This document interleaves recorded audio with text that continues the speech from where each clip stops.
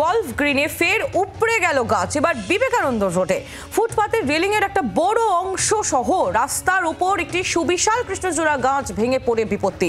এই খবরের দিকে আমাদের নজর রয়েছে। গলফ গ্রিনে ফের উপড়ে গেল গাছ। আপনাদের মনে থাকবে গতকালের ঘটনা, যেখানে গাছ ভেঙে পড়ে মর্মান্তিক মৃত্যু হয়েছে এক রিক্সা চালকের।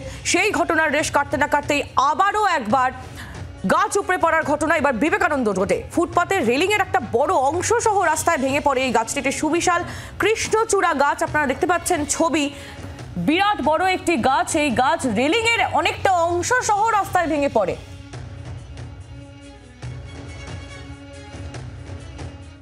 কৃষ্ণচূড়া গাছ ছিল। এই আমি দেখছি ওপাশেও ডালপালা পড়ে। হ্যাঁ, গাছটা এদিক থেকে পড়ে অনেক বড় গাছ ছিল। রাস্তার মন্দির রেলিংটা, হ্যাঁ, এই গাছের জন্যই পড়েছে। মানে গাড়ি চলাচলে কিছুক্ষণ গাড়িটা একটা বাস চলছিল, বাসটা গেছে, তারপরে গাড়িটা গাছটা পড়েছে।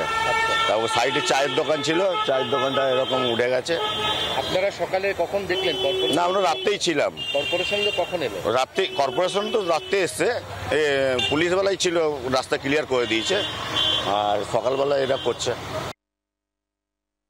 কলকাতা শহরে সবুজায়ন এবং বৃক্ষরোপণ নিয়ে ফের প্রশ্ন উঠে গেল, কারণ কলকাতা শহরে পরপর দুদিন দুটি বড় গাছ ভেঙে পড়ল। গতকাল গলফ গ্রিনের সেন্ট্রাল পার্কে ভেঙে পড়েছিল সুবিশাল একটি নিম গাছ, তার নিচে চাপা পড়ে এক রিক্সা চালকের মৃত্যু হয়। এবং আজকে ভোরবেলা ভেঙে পড়ল বিবেকানন্দ রোডের ফুটপাতের পাশে এই বিশাল বড় কৃষ্ণচূড়া গাছ, যে গাছ ভেঙে দীর্ঘক্ষণ বন্ধ রইল রাস্তা।